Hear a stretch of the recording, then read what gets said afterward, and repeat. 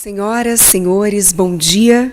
Em nome da Abdib, Associação Brasileira da Infraestrutura e Indústrias de Base, e da Fipe, a Fundação Instituto de Pesquisas Econômicas, eu agradeço a presença de todos nesta manhã de segunda-feira. A realização do seminário A Retomada da Indústria, uma estratégia de longo prazo, só foi possível graças à confiança de nossos patrocinadores. Siemens, ABDI, VEG, ABB, Oxiteno e Tenares. Agradeço também aos nossos apoiadores institucionais, AB Eólica, ABM, Abfer, Abimac, Câmara Brasil-Rússia, SEBRE, Centro de Estudos do Novo Desenvolvimento, FGV, IBP, IED, Cimefre e Sinaenco. Antes de iniciarmos a cerimônia de abertura, convido todos a ouvir a execução do hino nacional e, na sequência, assistir ao vídeo institucional do nosso patrocinador master.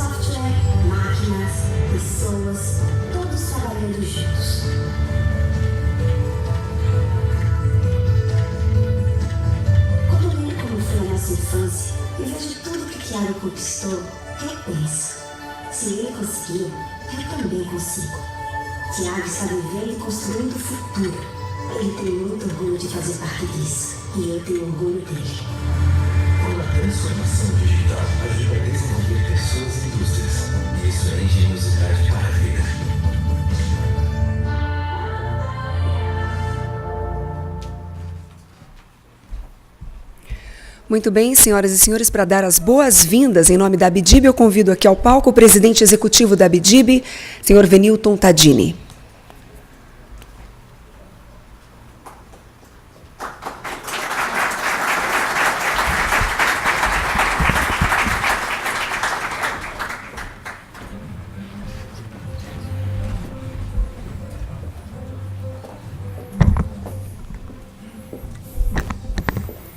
Eu não vou me alongar muito, não. Bom dia a todos. Prazer tê-los aqui. Esse evento da maior importância. Eu acho que em 4 horas eu consigo transmitir aos senhores as expectativas sobre o evento.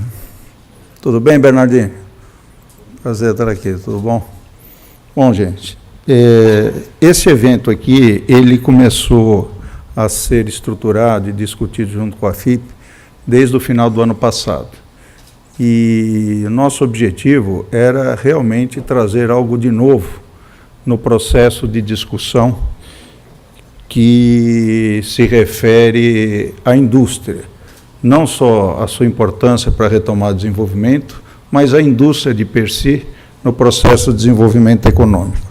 O que nós temos visto em termos de discussão nos últimos, pelo menos 2 anos, é um abandono na forma de tratar a indústria como ponto importante num processo de desenvolvimento.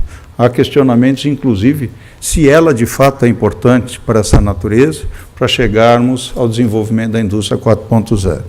Tem gente que advoga, inclusive, que através simplesmente do setor de serviços nós podemos chegar a esse ponto e com políticas horizontais, sem qualificar e sem definir estratégias específicas para setores de alto conteúdo tecnológico. Bom, então, nada mais importante do que trazermos à baila a discussão os lados que colocam questões dessa natureza de pontos absolutamente distintos e colocarmos essa discussão parametrizando, inclusive, com grandes formuladores e pesquisadores internacionais que tivemos também a preocupação de trazer para oxigenar o debate aqui dentro da nossa sociedade. E esse evento ele se reveste de uma importância significativa, basicamente por 3 pontos fundamentais, né, que vamos discutir a importância da indústria para o processo de desenvolvimento e para a retomada do crescimento. O segundo, a oportunidade de se discutir esse tema num momento importante de transição política e de definição de critérios e de programas de natureza econômica dos vários candidatos que estão aí presentes. E, no fim, não menos importante, com o cuidado e a qualidade que nós tivemos para a escolha, não só dos painelistas, mas na estrutura dos painéis. Nós temos aqui, vocês perceberão, ícones das melhores universidades do nosso país e 2 importantes pesquisadores, um da Universidade de Londres, que é o Mushtaq Khan, e da Universidade de Cambridge, que é o Gabriel Palma, que poderão ajudar com 2 palestras, uma no início do nosso evento e outra no meio do caminho para o final do evento, para que nós tenhamos panos de fundo para acalorarmos e aprimorarmos nosso processo de discussão e de encaminhamento de propostas. Não há dúvida, quando a Abdib trata de um evento dessa natureza, é que nós acreditamos sim que a indústria tem um papel fundamental no processo de desenvolvimento, que não é qualquer tipo de política pública que deve ser demonizada. Tem políticas públicas eficazes, como nós já vimos no próprio Brasil até meados da década de 70, onde nós tivemos a nossa indústria chegando a patamares que, mesmo juntando China, Taiwan e Coreia, não estiveram como nós. Eu acho muito engraçado quando se coloca mapas de produtividade, que ele só aparece a partir de 90, para dizer que a indústria não tem dinamismo e que é baixa produtividade comparada aos outros países. Certamente, se pegarmos do Segunda Guerra Mundial até final dos anos 70, provavelmente nós temos a maior produtividade do mundo, né? E teve políticas públicas, sim, teve ação do Estado, sim, mas com critério, com racionalidade, com objetivo claro, dentro do processo de desenvolvimento. E a Abdib, além de trabalhar com a indústria, é uma entidade que trabalha com a infraestrutura. E eu sempre digo o seguinte: infraestrutura para quê?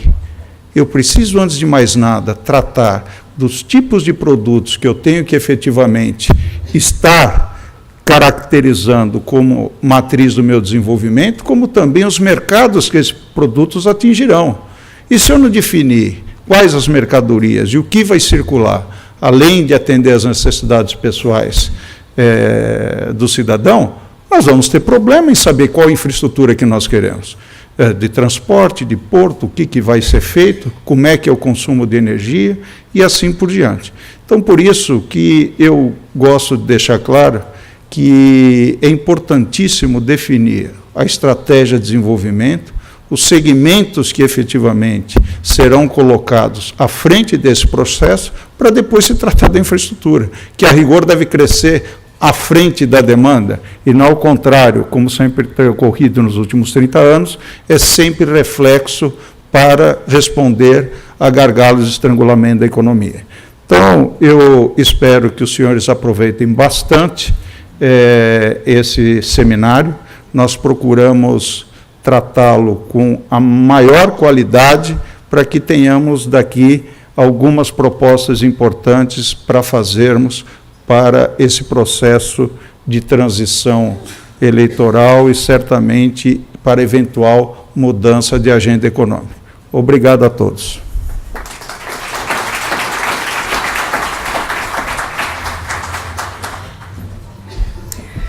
Bom, e agora, para dar as boas-vindas em nome da Fipe, o presidente da instituição, professor Carlos Luque.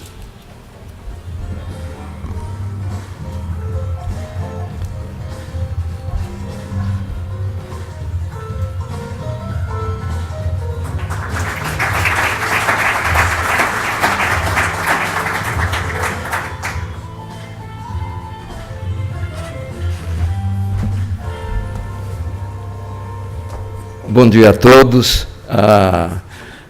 Como o Venilton colocou, mais ou menos há alguns meses, eu, ele e o Igor, nós nos reunimos e começaram a surgir algumas ideias, e dentre delas a realização desse seminário sobre a questão da indústria. E eu me recordo que naquele momento nós discutimos alguns pontos sobre a economia brasileira. Infelizmente, a nossa economia, desde o início da década de 80, ela perdeu completamente a sua capacidade de crescimento.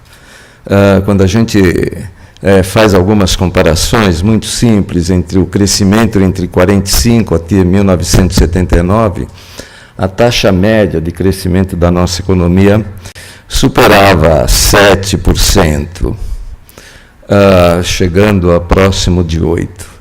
A partir de então, a taxa de crescimento da economia, avaliada pelo PIB, ela cai de maneira significativa, em torno de 4%, e a partir de 2011 ela cai ainda mais e entra na maior depressão que se tem em história, pelo menos de acordo com as informações estatísticas. E em função dessa crise já de décadas, o que vai acontecendo é que, infelizmente, os responsáveis pela condução da política econômica, eles vão perdendo a sua capacidade de articular ações que façam, ações coordenadas que façam com que a economia recupere a sua capacidade de crescimento econômico. Inicialmente, os senhores se recordam, a maioria pelo menos se recorda, de que a economia apresentou a partir sempre presente a partir da Segunda Grande Guerra e particularmente a partir da década de 60, um fenômeno inflacionário bastante intenso que foi se agudizando e que necessitou uma série de planos econômicos para que a inflação fosse reduzida, e ela foi resolvida de maneira bastante eficiente através do Plano Real. Entretanto, em função desse fenômeno inflacionário que representava uma crise do setor público, uma crise de financiamento do setor público, algumas ideias, digamos, mais ou menos equivocadas, foram se gerando na nossa sociedade, ideias que até hoje prevalecem. Uma primeira ideia equivocada é uma que eu percebo muito presente hoje em todo o debate, é de que o setor público é desnecessário para o crescimento econômico. Na verdade, todos nós aqui vemos o setor público como o Deus e o diabo. Ele é o diabo porque todos os problemas que existem na economia brasileira derivam-se dele. Ele é o grande responsável. E ele é o Deus também porque todo mundo espera que surja algum plano econômico, algum plano de orientação, de ações governamentais que faça com que a economia se recupere. essa é uma ideia, a meu ver, completamente equivocada. Uma outra ideia bastante equivocada que surgiu foi a questão que o Venilton levanta, que é a questão da indústria. Eu me recordo, eu estou com 71 anos, quando eu entrei na Faculdade de Economia, o que se discutia muito era o processo de crescimento econômico, que tinha dado ótimos resultados, mas se criticava muito que aquele processo de crescimento econômico já se iniciava uma crítica, isso é final da década de 60, de que o desenvolvimento econômico, baseado no processo de substituição de importações e apoiado na indústria, ele tinha protegido excessivamente a indústria. Posteriormente, em função da crise financeira do setor público, da questão da inflação, esse viés que se apontava naquela altura, ele passou para o outro lado.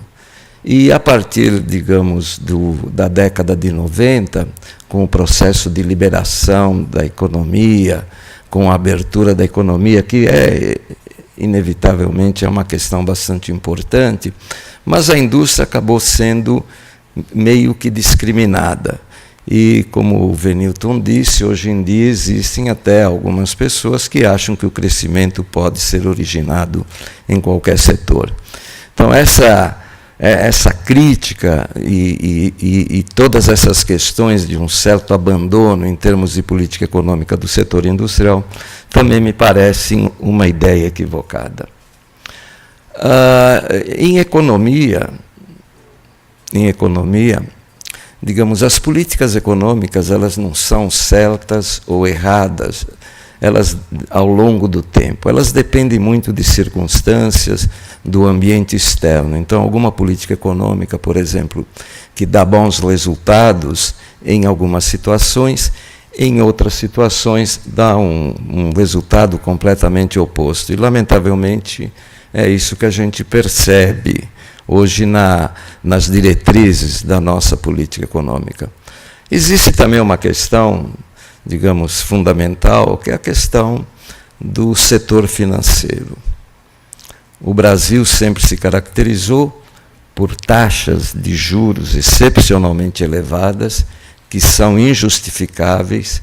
E é muito interessante, porque se a gente, quando analisa a questão, até o Venilton colocou, da produtividade, quando nós analisamos a remuneração dos trabalhadores de modo geral, a gente sempre procura, e a teoria econômica sempre procura saber, perguntar o seguinte: a remuneração deve ser mais ou menos atrelada à contribuição daquele agente à produção. E isso é o que se discute, por que a remuneração do trabalho é tão reduzida, se diz, mas a produtividade não cresce, a produtividade é baixa. Agora, quando a gente olha a remuneração do setor financeiro, a pergunta que surge imediatamente: será que a contribuição que o setor financeiro desenvolve para a economia, que é muito importante, será que não está sendo remunerada muito acima do que a sua contribuição? A mim me dá uma impressão de que isso, digamos, está ocorrendo. Então, também é muito fundamental que essa questão seja analisada de maneira bastante aprofundada, né, numa nova retomada do processo de crescimento econômico da economia brasileira. E, por último, também, na época do processo de substituição de importações, digamos, evidentemente, tinha que se proteger o setor industrial, no caso, e o desenvolvimento econômico da economia brasileira dependia fundamentalmente do desenvolvimento do mercado interno. Então, uma outra questão que, digamos, a meu ver, estava correta num determinado momento do tempo, naquela altura, mas hoje completamente equivocada, é a ideia de que o desenvolvimento da economia brasileira deve se basear apenas no mercado interno. É fundamental que a gente tenha uma economia competitiva, onde as exportações são fundamentais para o desenvolvimento da economia brasileira. Então, foi dentro dessas questões é que surgiu a ideia desse seminário, que eu tenho absoluta certeza que será muito importante para delinear alguns planos, algumas ações, para que a economia brasileira consiga novamente recuperar o seu desenvolvimento econômico. Porque a distância que a gente está dos outros países emergentes, quando se compara com Coreia e com outros países, é imensa. E com essa trajetória de crescimento econômico dos últimos anos, infelizmente, nós vamos ficar cada vez mais para trás. Muito obrigado.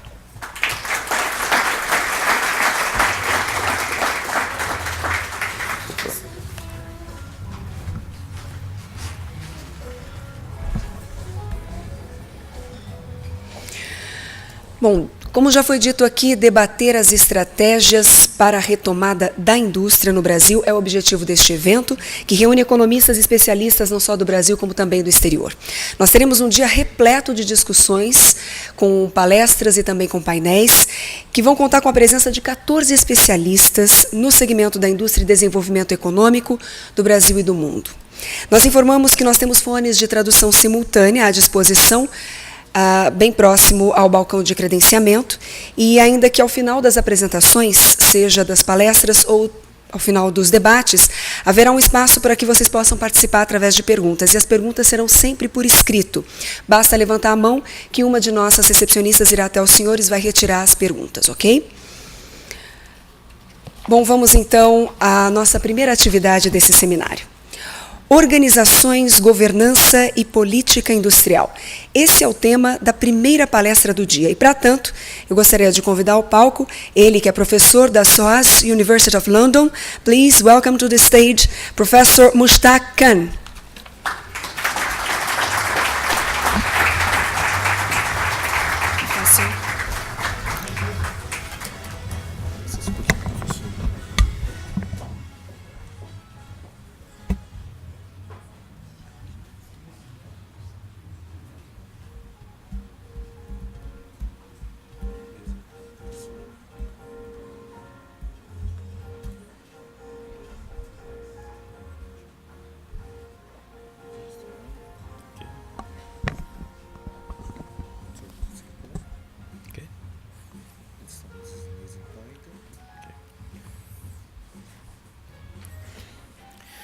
Thank you for inviting me to this very important conference.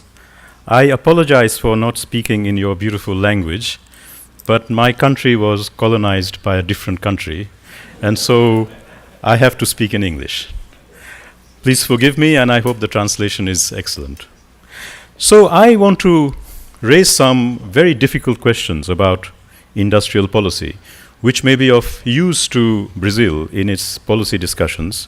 But my work is largely based on the experience of Asia, comparing Northeast Asia with South Asia, and the transition that is happening in Asia recently. But I think this has tremendous significance for Brazil. Let me begin by stating some basic propositions, not all of which I can prove, but these are propositions that we can discuss later on, and I will focus on a few things. The first proposition is that if you want to raise living standards and have inclusive growth and have many workers with rising wages, you must have a broad base of rising productivity in society. And this requires, to my mind, the growth of a globally competitive manufacturing sector. People talk about industrialization 4.0 as if we can jump over manufacturing and industry into high-quality services and technology creation. This is not even believed by the advanced countries. If you look at the debate in the United States and Europe, it's about bringing manufacturing back. And the reason why they are bringing manufacturing back is that the high technology innovation cannot happen without a strong manufacturing base. I leave that as a proposition. I don't have time to discuss that too much. The second point is that if we agree that you need to have a broad manufacturing sector, a lot of countries are very good at low technology production and paradoxically also good at high technology production. What is often missing, particularly in middle income countries, is the missing middle, the medium technology companies. And it is actually extremely difficult to construct large clusters of medium technology companies. But my argument is that if you fail to construct these large clusters of medium technology companies, even your high technology companies will not be very competitive and successful, because the manufacturing of industrial products requires clusters of component producers, and it's the clusters of component producers that is the real secret of Asian success. In Korea, in China, and increasingly in South Asia and Vietnam. Countries which fail to construct these component clusters basically can't grow beyond a certain level of industrialization. Again, this is a proposition which is based on a lot of empirical evidence. I don't have time to discuss this very much. So the point that I would want to make is that the advantage that if you have an industrial policy that can create a lot of medium technology sectors, this actually helps the high technology sectors. Because the high technology sector can then innovate and then manufacture its products with domestic component producers. And these domestic component producers can also replicate very rapidly, and you have a rapid horizontal growth of industry as a result. This is actually the Chinese model. And the Chinese model has been remarkably successful in transforming this country. The binding constraint, the reason why industrial policy is necessary, is that when you try to set up low or medium technology industries, these industries are what Alice Amsden called learning industries. And I'm going to talk a little bit about what that means. A learning industry means somebody else in the world is already producing a similar product at a similar quality, and the challenge is to learn how to produce that product of that quality at a competitive price. This is different from innovation. Innovation creates a new product. But low and medium technology industries are producing products that already exist. So a lot of the challenge of medium technology industries is what Amsden called learning. That is, you have to replicate somehow the productivity of more competitive countries. The initial productivity in these medium technology countries usually is low. And it's very interesting why it's low. It's not low because you don't have skills. It's not low because you can't buy the machines. It's not low because you can't invest. Even if you adjust for the things that Brazil is concerned about, like interest rates and exchange rates, even if you could fix that, the productivity differential is actually huge because of something else. And that something else is matching the organizational structures of more competitive firms. Now, most people say this is ridiculous. We have good organization in India, China, Brazil. Why do you need to teach us organization? Actually, if your organization was competitive, you would immediately be able to export. And the fact that you cannot export means there is a productivity gap, and the productivity gap is largely due, I will argue, to something called organizational capability. And this is something that actually economists don't understand very well. They think organization is about entrepreneurs and managers and people with MBAs. Actually, no. Organization is about how you put everything together in the factory, the supply chain, inventory control, quality control, waste control, and these are extremely difficult things to do. So policy success has depended on not only support for industries to raise productivity, but my main argument will be it has really depended on the state being able to have compulsion on the supported industry, compulsion for them to raise their productivity. So industrial policy needs two things. It needs support at the initial stages, but this support has to be temporary support. The aim of the support is to raise productivity so that support is not needed. And if you cannot compel the industry to raise productivity, industrial policy fails. This is a very obvious point, but actually it is a very contested point and many people don't understand it. So, what I want to talk about in my 1 hour of presentation are these fundamental points. First, that the initial productivity of medium technology industries is low because they have not been able to match their competitors who are already producing a similar product of a similar quality. They have not been able to match things like supply chain management. How quickly are your products coming in the right quantities and the right price? Quality control. This sounds very simple. It is actually extremely difficult, and I will give you some examples of this. Inventory management. In the 1950s, the United States was the most competitive, productive country. By the 1970s, the Japanese had innovated new organizations of inventory control, just-in-time production, and a lot of American industry became uncompetitive, not because their machines were outdated, their organization was outdated. Until they innovated and adapted those organizational forms, the Japanese were beating the Americans in every sector of manufacturing. Input waste control. We don't think of this normally in economics. But when you have valuable inputs coming into your factory, 5% wastage might be break even, 6%, 7% wastage might be you're uncompetitive.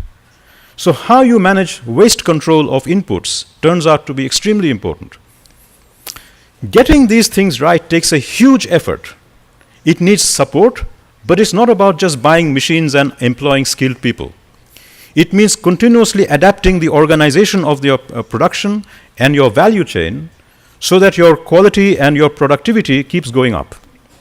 This is where a lot of countries fail. This is the most difficult part of industrial innovation. And this is where government policy is required. It doesn't happen on its own. So,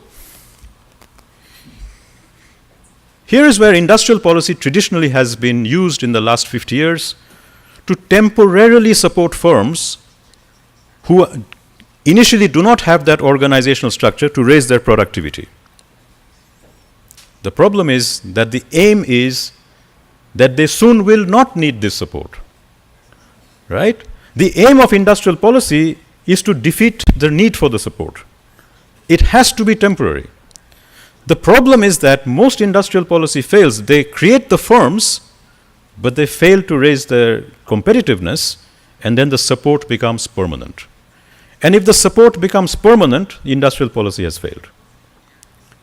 This is evident, right? But actually, the practice has been very different. So if you look at the South Asian experience, when the British left India in 1947, in the previous 50 years of British rule, there was almost no economic growth in India. There was no industrialization. And the nationalist governments that took over in India, Pakistan, and other ex-colonial countries, they did import substituting industrialization. They put up tariff barriers and gave cheap loans to their businesses. They gave cheap licenses to their businesses to import things, correcting for exchange rate. The result was a massive acceleration of industrial growth. Industrial growth went up from around 1% or 0% actually to 6-7% in the 1960s, 1950s. And it looked like industrial policy was succeeding. This was import substituting industrialization.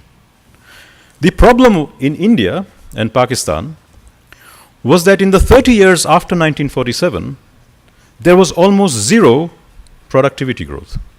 Almost zero.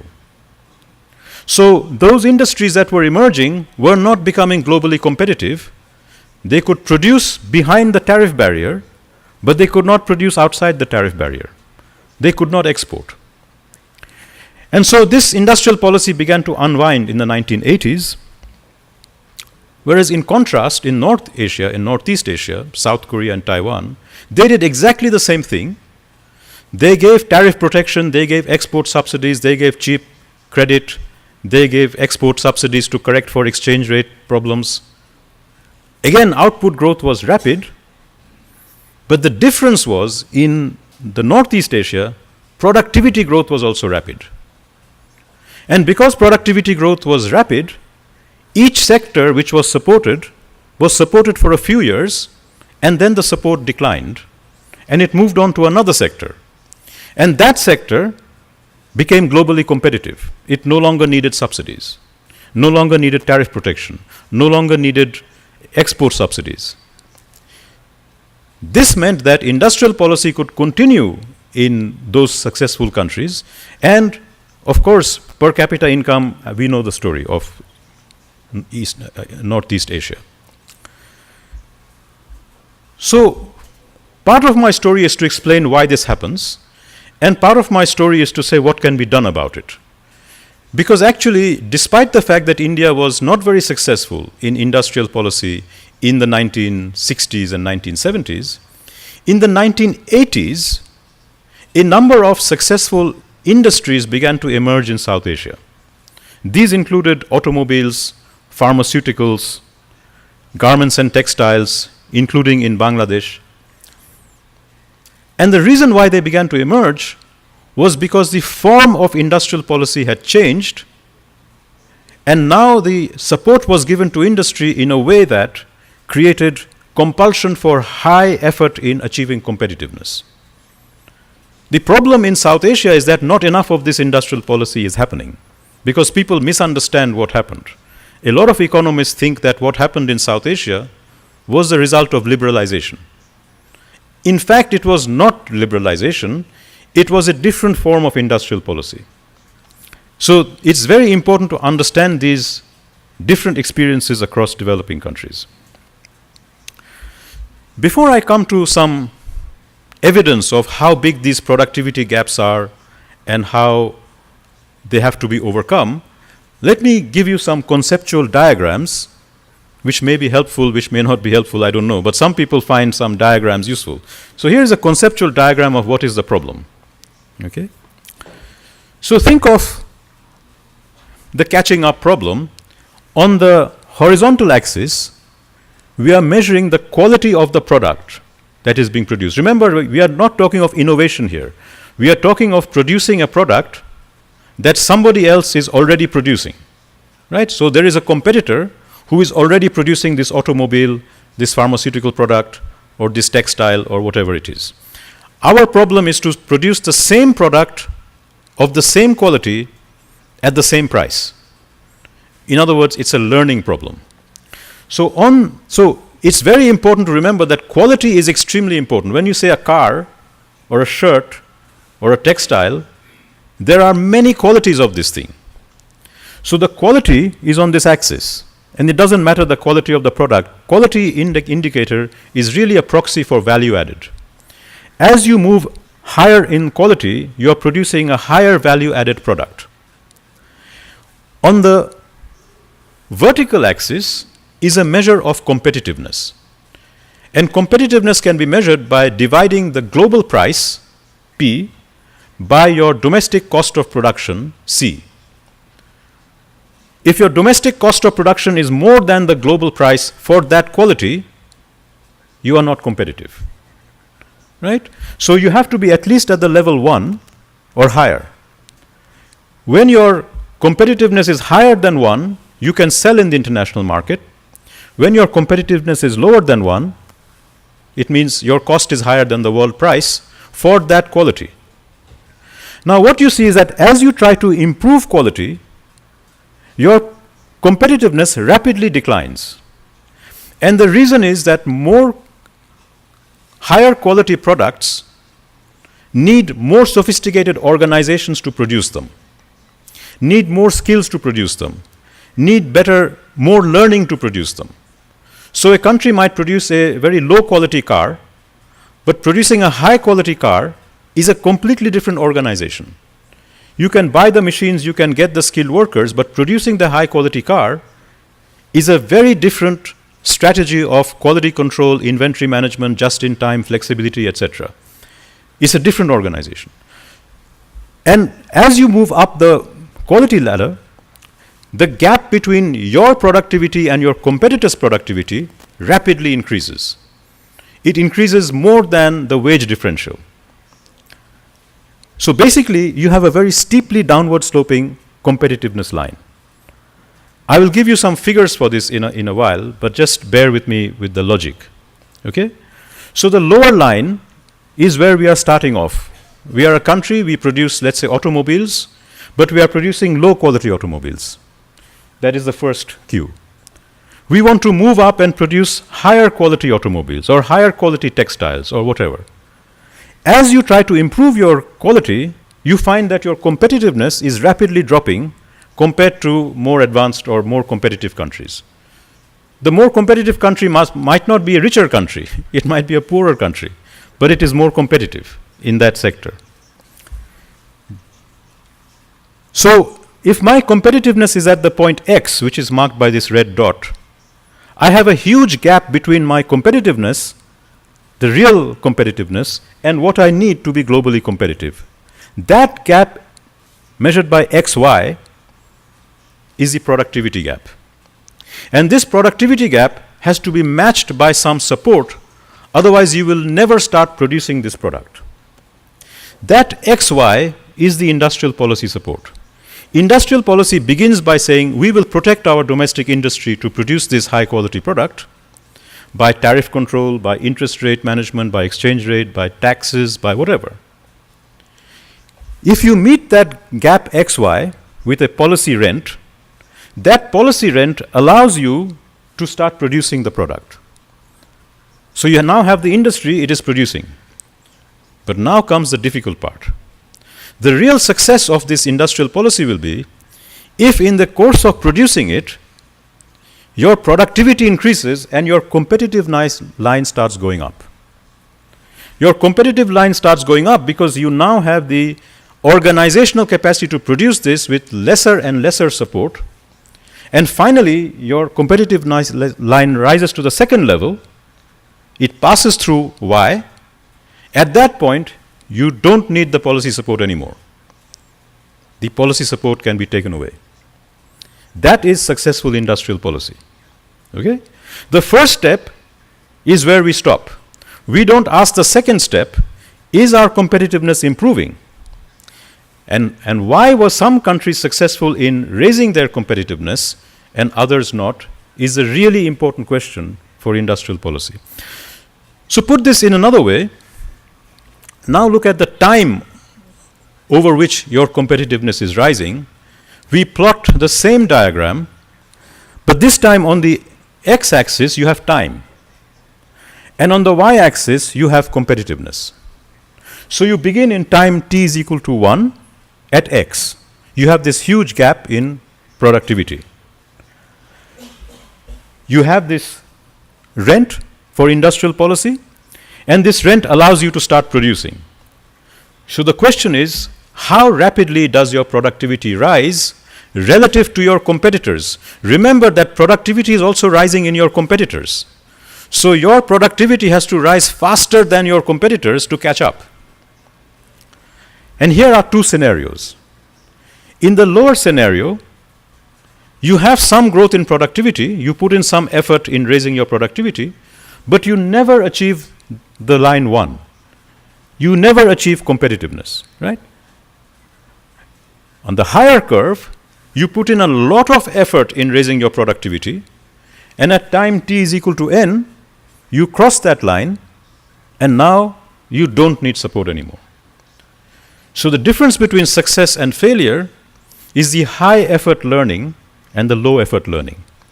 The low effort learning still has productivity growth, but never achieves competitiveness.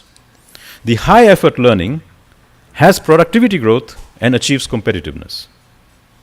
How do you make your industry that you are supporting put in the effort to become competitive? This is the fundamental industrial policy question to me. And here is what economists call a very significant incentive alignment problem.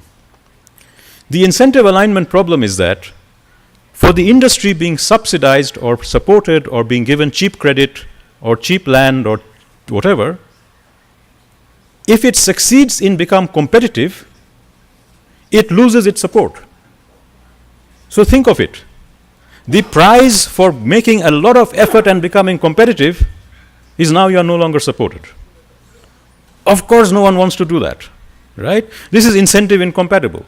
Why would I put in a lot of effort so now the state washes its hand and says, now you're open to the market, you sink or swim? No one likes that. Everyone wants the support to continue. This means that industrial policy will not automatically be successful unless the state can very strongly push or compel the industry and make it credible that the support is for a very short period of time. This is where I think a lot of problems happen. So, very simply, if I ask myself, why did the East Asian countries and the companies in East Asia adopt a high-effort learning strategy? And why did the companies in South Asia and other parts of Asia, Africa, Latin America not adopt a high-effort learning strategy? What is the difference? I think the difference is not the design of the policy in some superficial sense. It actually was very similar policies.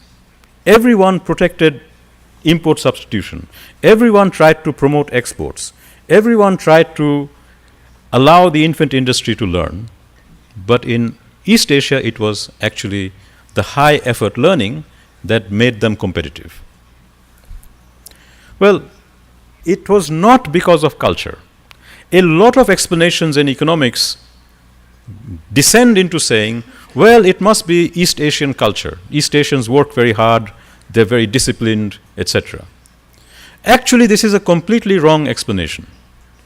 If you go back to the 1930s and read the literature being written about Korea, Taiwan, China by Western observers, all these countries were criticized by Western observers for being lazy, lacking social discipline, lacking timekeeping. There are very interesting records of observers going to South Korea and say, the Koreans don't know the concept of time. Nobody turns up on time. They're lazy. China in the 1930s had opium as a big problem. There were warlords fighting each other. And the conventional explanation of this was, it has to do with Chinese culture. Chinese culture is Confucian, and Confucian culture is useless. It is very different from the Protestant ethic of Weber. The Protestant ethic of Weber was about individual responsibility, of saving, of hard work. And the Confucian culture, they said in the 1930s, was about collective responsibility, authoritarianism, not taking individual responsibility, so that people can be exploited with corruption and patronage and so on. And what happened in the 1980s when China started growing at the fastest rate in human history? The same people started saying, or similar people, the explanation is culture. Now Confucian culture becomes the explanation. Confucian culture brings everyone together. Confucian culture is what makes the collective important, allows authority to be enforced and discipline to be enforced, and now culture explains Chinese success. In other words, these cultural explanations are empty. We have to ask why the same Confucian culture was extremely inefficient in the 1930s and extremely efficient in the 1980s. Something else changed. And the same in South Korea. South Korea was highly corrupt, completely disorganized in the 1950s, and in the 1960s became highly organized. And the answer to me is politics.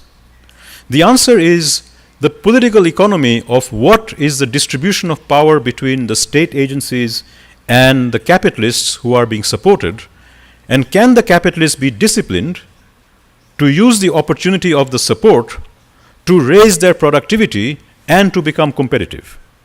It is this that changed as a result of some political events. But here is something that I want to say. What happened in South Korea, Taiwan, and what is happening in China, the manner of disciplining that happens in these countries actually cannot be copied by other countries. There is something very different about the politics. The political settlement is a term that I use. There's something very different about the distribution of power in North Asia, even compared to South Asia, that actually, while we should understand why they were successful, we cannot copy the instruments they used for their success. So when my friends like Hajun Chang and so on talk about the Korean model, my point to them is that actually the Korean model is the last thing we should look at. Because what Korea did cannot be done in other countries. We have to find other ways of doing the same thing, and that's why I'm going to talk a little bit about how India's industry began to succeed in the 1980s. But let me first go into the Korean model and the Taiwanese and Chinese model and say why it is so different. What was different about Korea in the 1960s is that when the state gave support for industrial policy, and the state gave support, as you know, through a variety of instruments, not just tariff control, but export subsidies, low credit, low interest rate credit from public banks, etc. But the critical thing was, this support was conditional on performance.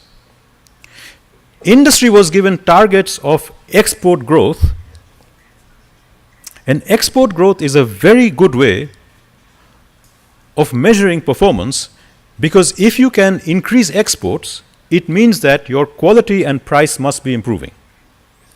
Right? For the same subsidy, for the same support, if you can export more, it means you are making progress in reducing your costs and improving your quality. In other words, moving up that line. Okay? Now, what happened in South Korea to the chaebol that failed to meet the export targets? Very interesting. What happened in South Korea if you fail to meet your export target is not only that you lose your support, it's not only that the bank credit is withdrawn, not only that you don't get your export subsidy, not only that you don't get your next license. People have also forgotten this. You lose your plant. The plant is taken from this chaebol and given to some other chaebol. Okay, Daewoo can't run this plant, let us give it to LG. LG can't run this plant, let us give it to Hyundai. Can you imagine this in India or in Brazil? Or, it's impossible. That the state has the capacity to not only withdraw the support, but to withdraw the plant. Now, if you have this kind of compulsion, of course you will make, you will go to your factory at 5 o'clock in the morning and stay till 12 o'clock at night, trying out different kinds of organizational arrangements, different supply chains, different quality control measures, different inventory management, till you raise your productivity, because the next morning you might have nothing. Well, the Koreans therefore put in very high effort learning. It's not at all a surprise that they succeeded. By the way, this was also nothing to do with the honesty, because I know there's a lot of discussion in our countries about corruption. It had nothing to do with the honesty of the South Korean, Chinese, or Taiwanese states. Why? Because we know that in their high growth period, that is South Korea in the 1960s, China in the 1980s, these were also extremely corrupt countries. Right? So how can you have a lot of corruption and still the capitalists are under compulsion to raise productivity? And to understand this, again, you understand the distribution of power. In South Korea, the political settlement, that is the distribution of power between business, government, and other social sectors, is really unique, as it is in China. In South Korea, it was a product of Japanese colonialism, and Japanese colonialism totally destroyed all intermediate organizations in society, and the capitalists who were allied with the Japanese during the colonial period had very low legitimacy in the post-colonial period. In other words, the capitalist firms in Korea and later on in China or in Taiwan did not have the social base to construct alliances with other social actors in businesses, in civil society, in trade unions, in government, in banks, in political parties, particularly political parties, who could protect their rents. The business had no allies. Now, if you are Park Chung-hee, if you are the president of South Korea, and you are giving support to different businesses, and you can withdraw this support without any difficulty, because the business has no friends, they have no coalitions, they have no connections in society, why would you support an inefficient firm? Why? The more efficient firm can give you bigger kickbacks. The less efficient firm gives you lower kickbacks, because you don't have to share this with anyone. So if a firm is not productive, if a firm is not growing, if a firm is not raising its productivity, the state had no incentive to keep on supporting this firm. It would say, actually, you guys cannot produce, I will give it to somebody else. Do you understand the logic, right? Because the more efficient firms gave bigger kickbacks to the president. The same with the Chinese Communist Party in the 1980s. The Chinese Communist Party wasn't honest, but it had no incentive of supporting inefficiency, because the more efficient producers would give bigger kickbacks, would give bigger support back to the state. So the state could allocate resources and create compulsion on business to raise productivity. Okay? Now, what I'm saying is that this politics is very unique. We cannot replicate this politics. If anyone thinks that the politics of India or Brazil or Nigeria or South Africa will ever become like this, we are mistaken, because this has a history of colonialism and a particular kind of colonialism. So if you compare this with other countries like India, Pakistan, South Africa, wherever. A long time ago, I wrote a paper with a colleague of mine, Stephanie Blankenberg, comparing Asian industrial policy with Latin American industrial policy. And we found the same thing. In our countries, that is not the North Asian countries, the social organization, the political settlement is very different. We inherited countries with very well organized intermediate classes, very well organized middle classes, very well organized unions, very well organized political parties. So businesses can easily make coalitions with multiple actors. They have friends in political parties, they have friends in banks, they have friends in the financial sector, they have friends in unions, they have friends in... So when a firm gets support and the state wants to withdraw this support, the state is not just facing the firm, the state is facing a whole coalition of interests which are saying, you can't do this to us. Okay? So in these societies, withdrawing subsidies, withdrawing protection, withdrawing the credit becomes extremely difficult. So we have to think differently. We have to think of other ways of supporting our firms which doesn't require us to do these kinds of things. So first we have to understand why it was difficult, and second we have to ask, what can we do differently?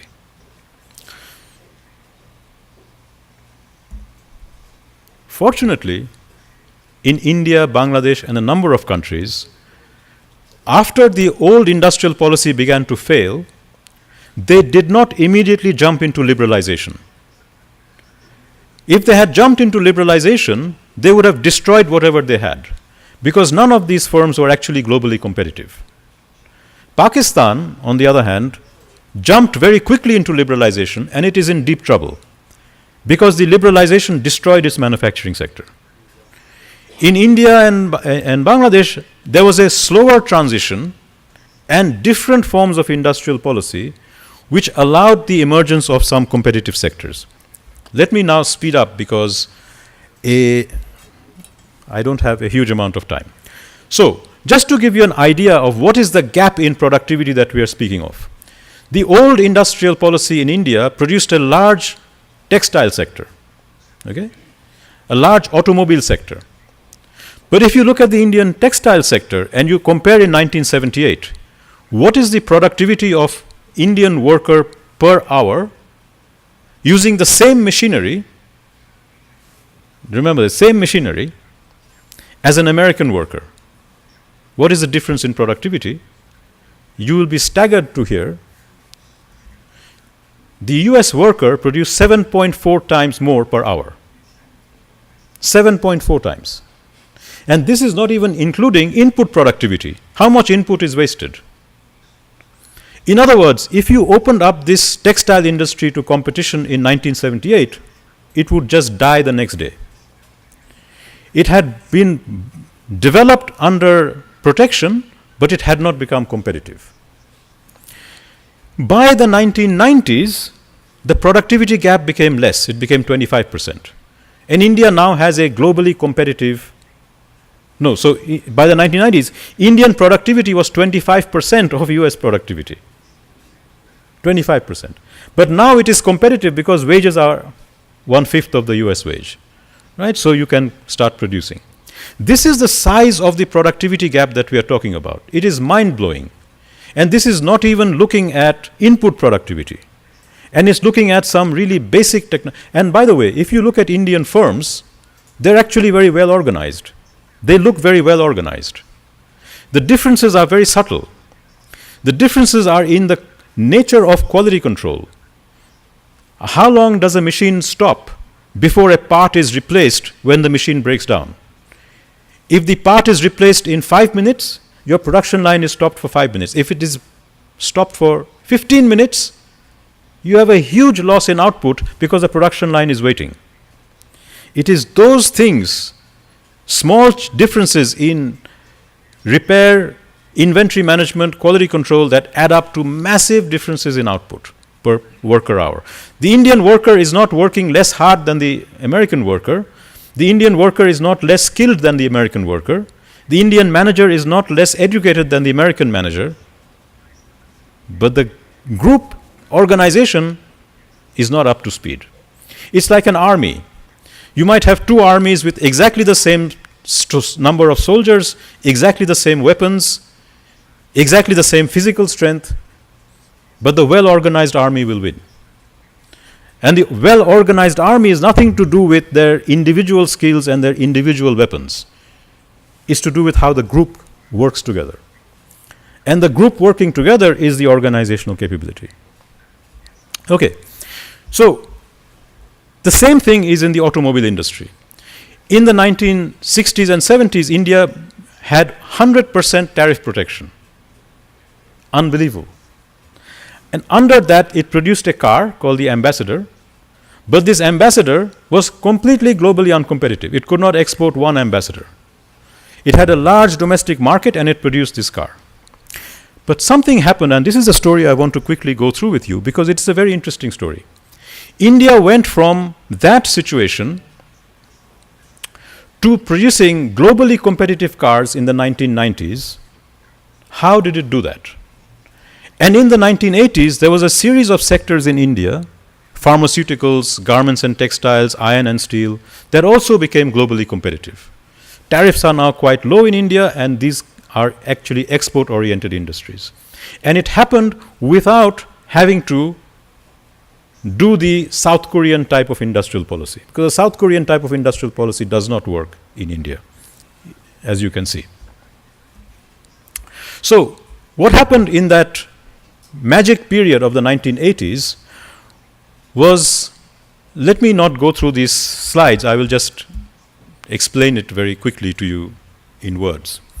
So what happened was, in the 1980s, India's Prime Minister, the son of the Indian Prime Minister, set up a car company to produce a globally competitive car called the Maruti.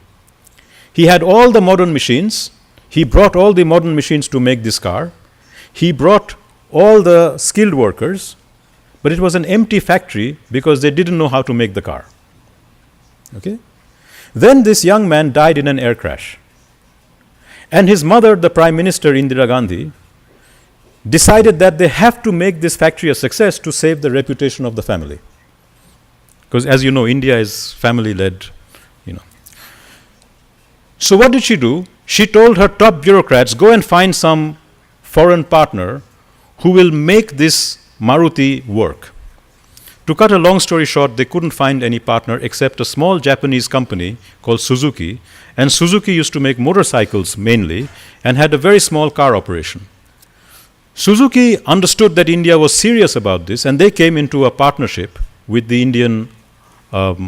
So the Indian government nationalized Maruti.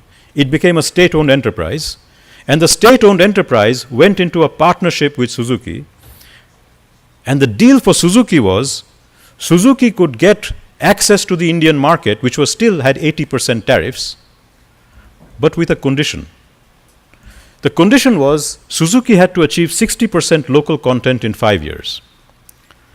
So see what happens here. Suzuki is not given a subsidy, Suzuki is not given a protection, Suzuki is given a prize. The prize comes at the end. So now you don't have to give something and then take it away. You don't give anything. You say, if you succeed, you will get a prize. In other words, the instrument of industrial policy changed completely. Now, why did Suzuki accept this? Suzuki accepted it because Suzuki knew that this was a huge opportunity of entering the Indian market, taking over Maruti. And what did Suzuki do? Suzuki worked with the Indian tier 1 companies, because remember, so this is the medium technology firms. An automobile is made in the tier 1 companies. The tier 1 are the people who make the components that go into the automobile. The tier 2 make the components that go into tier 1. The tier 3 into tier 2. If you want to have a broad-based manufacturing, you must have the tier 1 and tier 2 companies. India had the tier 1 and tier 2 companies. They were nationally owned companies, but they had low productivity and low quality control. What Suzuki did was not give these tier 1 and tier 2 companies new machines. They already had the machines. They taught them how to improve their productivity and their quality by changing their organization more towards the Japanese model. This was a very high effort for Suzuki. They had to send an army of engineers working with the tier 1 companies to raise their productivity and their quality, because the quality is the critical thing of making a high quality car. The answer was extremely successful. Within 2 years, Maruti captured 50% of the Indian market. It shows that actually the productivity gap was not because of missing technology, missing machines, or missing skills. The productivity gap was almost entirely due to missing organization. And what Suzuki did was it changed the organization of the Indian tier 1 producers. This is a remarkable story once you understand it, right? Now, the Indian government then immediately realized this was a very successful industrial policy. We don't have to discipline anyone. We just give incentives for people to invest first and then capture a prize. Now, this will not work anymore because Indian tariffs are no longer 85%. They have come down to 10% because of WTO and so on. But I'm saying the principle is the same. You give the prize to the investor after they achieve success. Then you don't need to discipline them by taking away something you have given them before success. Okay? By the 1990s, so they then replicated the same model with other companies. GM came and other companies came to India, and they were all given the same deal. You can produce in India, but you work without tier 1 and tier 2. So by the 1990s, Indian owned, and this is the critical thing, Indian owned tier 1 companies began to become exporters of components on their own right. Otherwise, they became globally competitive. When you have a globally competitive components industry, by the 2000s, Indian companies came in, like Tata, like Mahindra, and they used the Indian tier 1 and tier 2 companies to make Indian cars. So the remarkable thing that happened, so India makes 2-3 million cars a year, which is the same as Thailand or Brazil. But the difference is that the Indian tier 1 and tier 2 is Indian owned. They are not multinationals.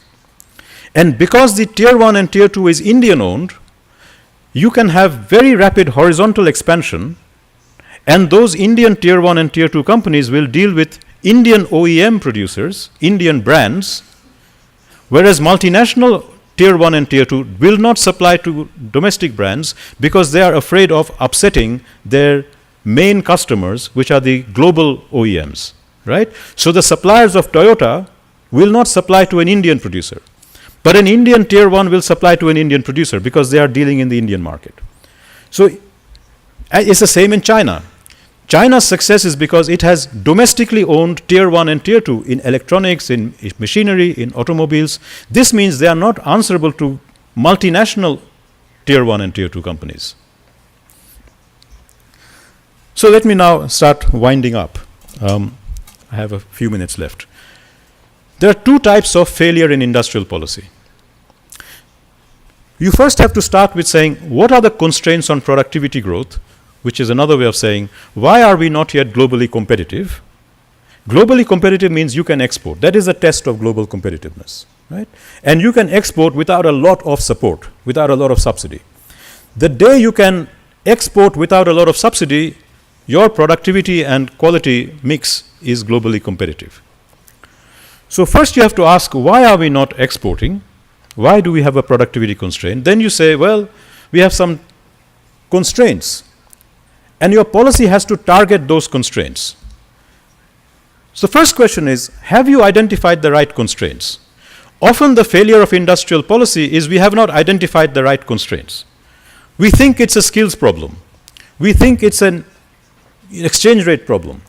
It may be all of those things, but it may also be the organization of the factory and its internal productivity is not high. So you need to address a whole series of problems: skills, organizational capabilities, infrastructure. But my proposition is, if you do not address the organizational capabilities, solving the other problems will not solve the problem. In fact, we have this again and again in developing countries. They spend a lot of money in skills, and then the skilled people leave the country. The skilled people leave the country because no domestic organization can employ them competitively. So if the domestic organization doesn't exist to employ them competitively, solving the skill problem doesn't solve your problem. Building infrastructure won't solve your problem if you have brilliant infrastructure, but there are no factories next to it using it. So you need to do all of these things together.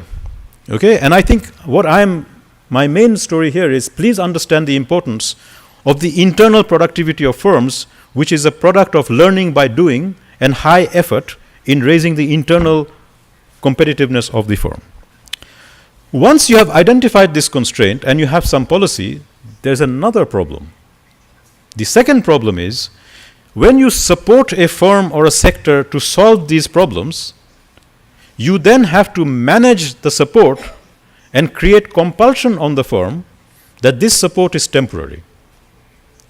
This is the second place where we fail. If the design of your support is such that you cannot impose compulsion on the firm, then you will have the standard industrial policy story. You will have infants that never grow up. The infant industry that never grew up. So the second thing is, you have to say, can we design the policy to create compulsion? Now see the difference between 1950s industrial policy in India and 1980s industrial policy in India. 1950s industrial policy in India, the state gave the support, then had to discipline these capitalists. They could not.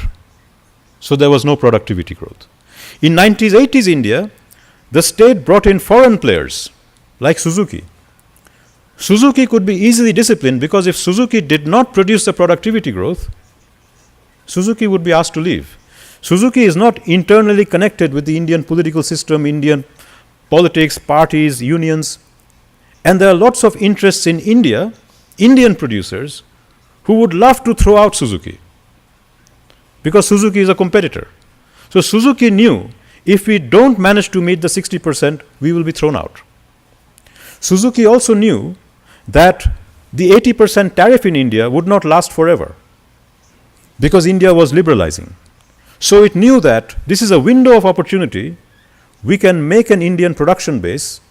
If we succeed in making the Indian production base, we will make lots of money, but only if we raise productivity. So you have to look for such opportunities. There is a very similar story in the Indian pharmaceutical sector, which I don't have time to go into. A very similar story in garments and textiles, which I don't have time to go into. But all these stories in South Asia are stories where the state, by accident almost, it hadn't planned it, almost by accident, came up with strategies that created the right compulsion for productivity growth. And those industries are now globally competitive without requiring a lot of support. And so the final takeaway I would say is, don't forget the intermediate technology sectors. So when we talk about products, products are going from very simple products, which Alice Amston calls learning. This is, someone else is making the product, I have to make the same product. Whereas lower down, you become an innovation country and you're making new products completely. Okay? So you are going from simple products to innovation products. But it's very important to realize that there are no purely innovation countries and purely learning countries. You have to do all of this. You have to have some innovation sectors, but you have to have a lot of medium technology sectors to convert the innovation into products. In the same way, organizational capabilities can be very simple, can be more complex, can be very complex. The general direction is countries are trying to go from being very simple manufacturers to very sophisticated innovation-based manufacturers. Here is a paradox.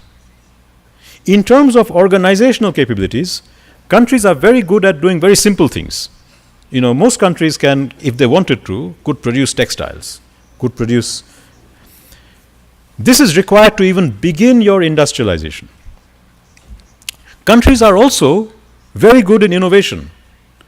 India, Brazil, South Africa, these countries have small pockets of highly innovative sectors. India can make a rocket that can go around Mars and come back, and it can do it cheaper than the Americans. But India cannot produce jobs. It has to make 1 million jobs a month in the medium technology sectors, and it is completely useless in that.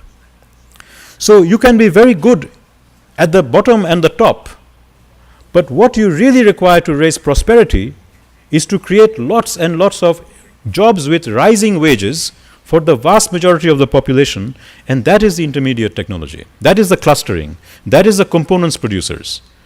Right? This is the really difficult part, and the success of the Indian automobile industry is that the Indian automobile industry created the tier 1 and tier 2 industries, which are the medium technology cluster.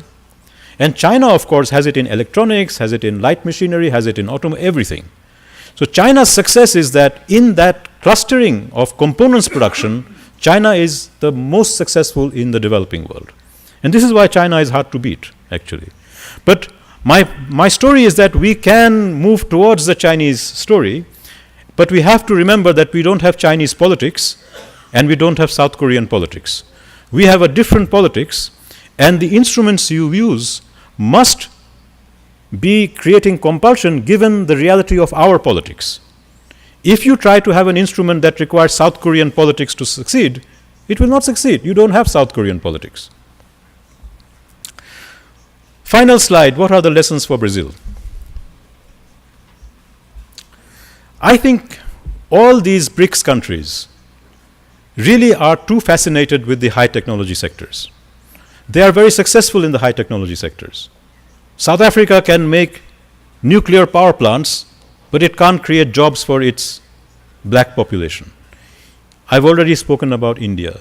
Brazil has some of the most innovative sectors in the world, in petrochemicals, in aircraft, but it is stuck in the middle. In this middle, those critically important broad-based component type industries, temporary support is required. You may think you're a very organized country, but your productivity is not comparing with the Koreans, the Turks, the Chinese, and so on, the Germans. To create that globally competitive component sector, temporary support is required. But this is the important thing. It must be temporary support. In determining what these sectors are, I don't have time to discuss it, but the world is changing. So the strategies that were possible 5, 6, 10 years ago no longer true. The structure of global value chain is changing. You need to have a proper study and debate and discussion to identify which are the sectors in which you want clustering. What kinds of components do you want to produce, which is in line with your domestic capabilities and the kinds of manufacturing industry that you have.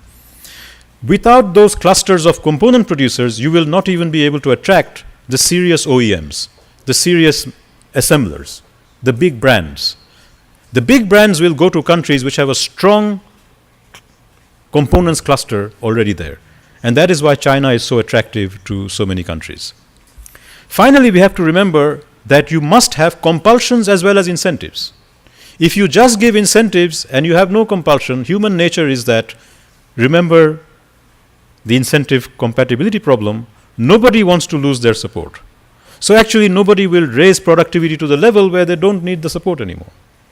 This is not human. You need some pressure to make people behave in competitive ways. The market is one source of compulsion, but the market doesn't work if your initial productivity is low. then if you open up to the market, you just close down everything. So you need to combine support with non-market compulsion. This is industrial policy. And then once you have the productivity, you can then use the market for compulsion. The market is very good for compulsion once you are competitive. If you are not competitive, the market is actually not good for compulsion. The market is very good for closing things down. And that is the difference between Pakistan and India. Pakistan opened up to the market too early and lots of things closed down. India did all these experiments that I'm talking about here. Here, you might need to have a disruptive approach to industrial policy. Think out of the box. Think new ways of doing things. The old ways haven't really worked very well. But don't give up industrial policy. The market is not the answer precisely because the gap in productivity is too big. So you need to maybe think of new sectors, new players, new kinds of industries, new kinds of partners who can come in and help your domestic industry raise its productivity. That, I think, is a lesson for Asia. The positive thing is that in Brazil, in Latin America, the old strategies are running out of steam. You can't keep on living on your natural resource rents forever.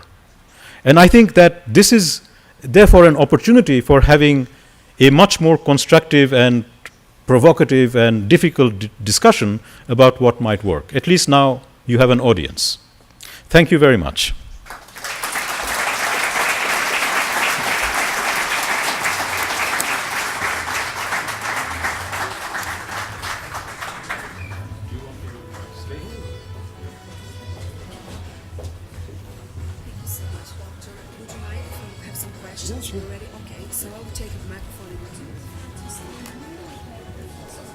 Bom, senhoras e senhores, agora o professor vai responder algumas questões. Chegaram aqui algumas questões. Se alguém tiver mais alguma, como eu expliquei no começo, basta simplesmente levantar a mão que as nossas recepcionistas vão até os senhores e não precisa ser necessariamente em inglês. Elas podem ser escritas em português, que ele terá o aparelho de tradução simultânea.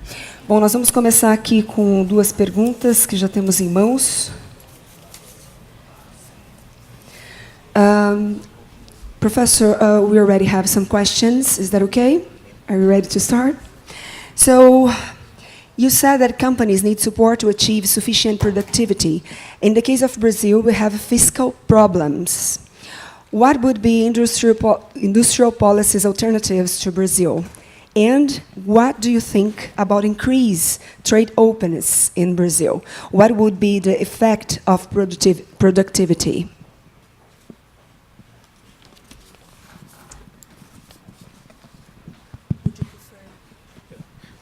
Maybe I. Oh, sure.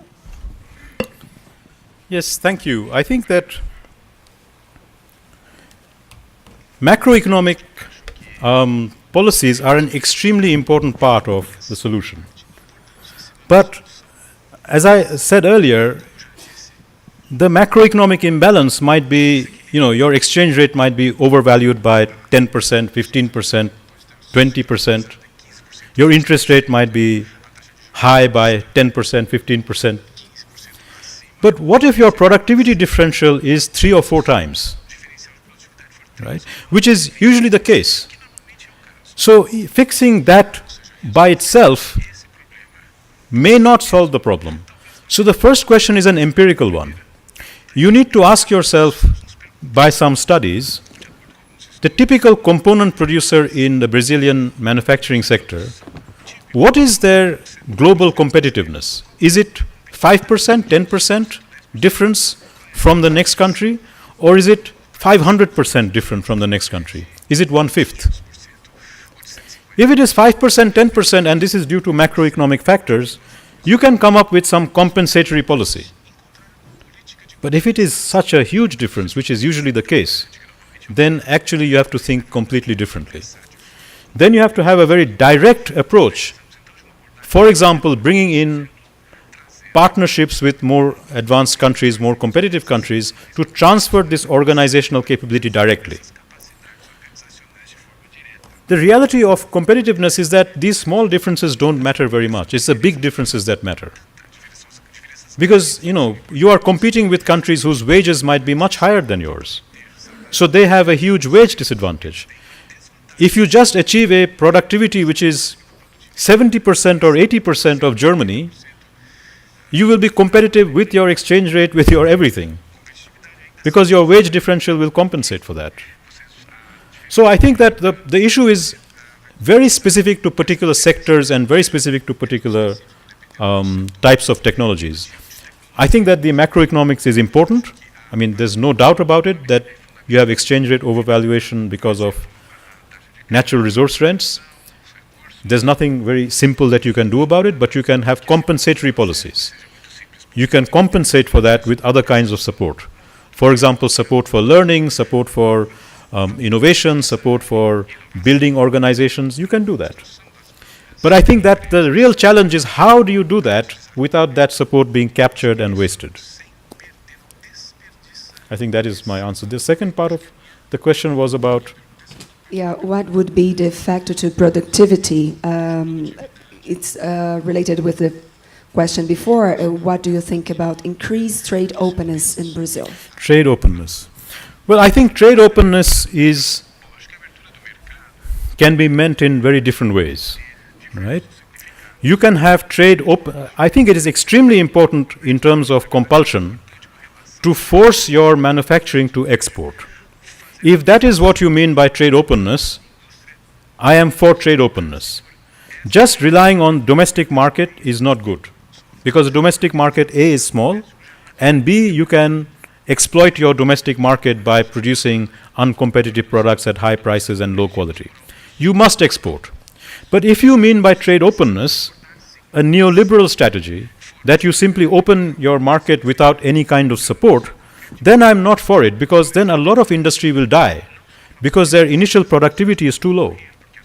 So you have to combine exposure to export with credible support for industry which forces them to raise their productivity. So you need to do both things. A closed economy is a terrible idea. A completely open liberal economy is a very bad idea. It is a trade-focused economy which is forcing your enterprise to become competitive in exports, but in the meantime you have to have support, and this is the non-liberal part of it, and you have to have state policies which can discipline this support to compel the productivity growth. If you can put together this package, you will succeed. Otherwise, no. Okay. Considering that doing well what already exists, getting competitive is key for tech industries. What's the contribution of innovation in this context? Is innovation only important for high-tech new value creation markets? Can you repeat that? Yeah, if you prefer to read it. It's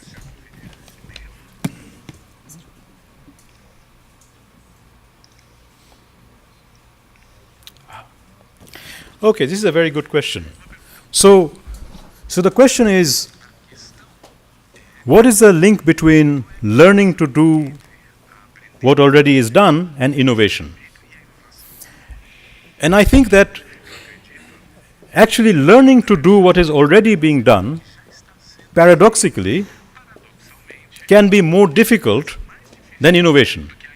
Innovation takes a small number of people in a small organization with high human capital coming up with something that is new. It's an ideas process. And that is why any country can be actually good in innovation. You just need a few people who are very bright. And you come up with, if you have a good investment in higher education, you have a good investment in universities, and you have scientists and you have people who are innovative, you can come up with innovation.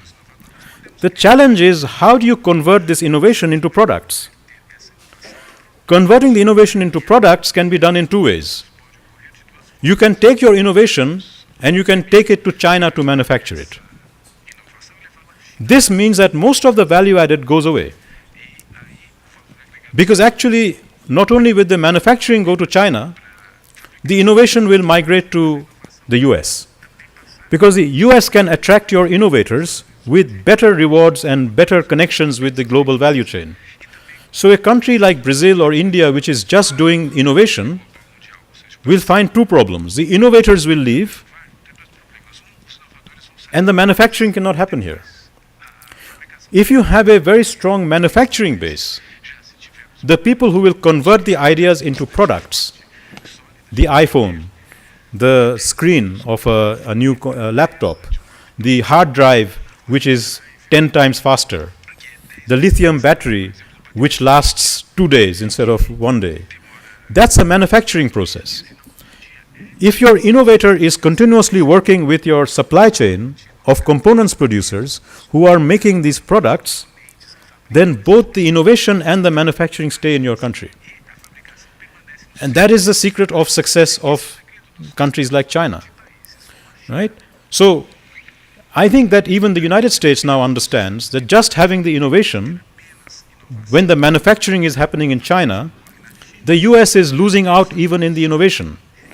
Because China is much more successful in the new innovations in battery technology, in solar power, and so on, because those innovators are working directly with the supply chain. And a lot of innovation is actually improving real products. It's not just blue skies thinking. So I think that the reason why Mr. Trump and the populists in Europe are becoming popular is that they are saying something which is actually true. You have to bring the manufacturing back somehow. I disagree completely with the way they are trying to do it. They will probably completely fail in trying to do it, but they are not wrong to try to do it. Because actually, if you de-link the innovation from the manufacturing, it doesn't work. And I think the Americans realize that. So I think the answer to this question requires a more detailed discussion, but this is my position. Okay, more questions?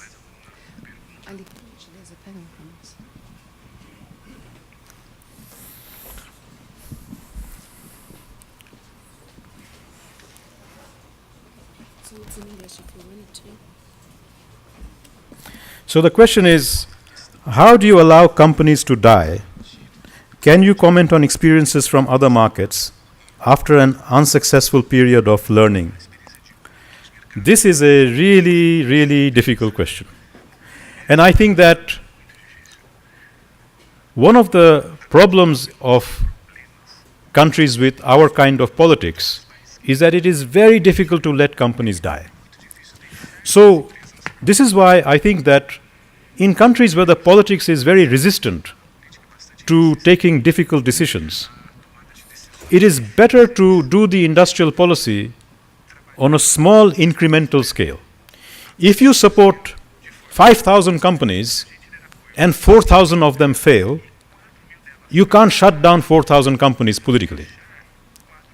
But if you support one company and you say your job is to build up this production cluster and that company fails, you can close down that company. This is why when India did industrial planning and licensing in the 1960s, it was a complete, total failure. But when it went to Suzuki and said, Suzuki, you raise the competitiveness of these tier 1 companies, it was a remarkable success, because for Suzuki, they knew that if they failed, they would be out. So one answer to your question, which is a very important question, is maybe we should be more incremental in our industrial policy. We shouldn't try to have very big swathes of companies which then forms a coalition against the government. You should pick up the upgrading of 2 or 3 champion firms. And these champion firms should be allied with international companies which are moving out of those sectors. Because let's say, even the Chinese are moving out of a lot of sectors because their wages in many sectors are higher than Brazil, right? The South Koreans are moving out of many sectors. So why not get some of those companies which are moving out of some sectors, who are no longer interested in domestic production, come and improve our supply chain and our components industry, and if you do it, you get a prize. We'll pay you $10 million if you can just raise the productivity of these component suppliers. Once you do that, other component suppliers in your country will imitate them, right? Once they know how to do it, there will be a lot of horizontal replication. But you need to do the first round of the competitive component suppliers somehow happen. Once it happens, replication is much easier. But if you don't know what you're supposed to be doing, you can't invent the wheel. This sounds very simple, but actually people don't know what a successful supply chain is because you have to go and see it. Not only do you have to go and see it, someone has to come and adapt it to your conditions. How it works in China is not useful for you. You have to say, this is what the Chinese achieve. They achieve this product at this price over this time, and these are their processes. Let's start with that and see what we need to adapt in Brazil to achieve the same price-quality combination in the same time. That is a very difficult learning process. You need to have a lot of experimentation and a lot of iterations to achieve that. The easy thing is to buy the machine. The easy thing is to skill the people. The difficult thing is to put this all together in a supply chain. That is hugely difficult. So the answer to your question is don't try big. Our politics doesn't allow that. We have seen it again and again. Then these large numbers of industries gang together and they say there are very special reasons why you cannot take away the support. We have macroeconomic problems, we have high exchange rate, we have high interest rates, you cannot take it away. But actually this might be an excuse, right, for not putting in the effort that even with those difficulties, you might be close enough to competitiveness that with a small tax deduction or a small export support, you can be competitive. So, yeah. Well, unfortunately, we don't have no more time, but thank you, Doctor, so much for being with us this morning, for sharing with us your thoughts and also your expertise. Thank you so much. Thank you.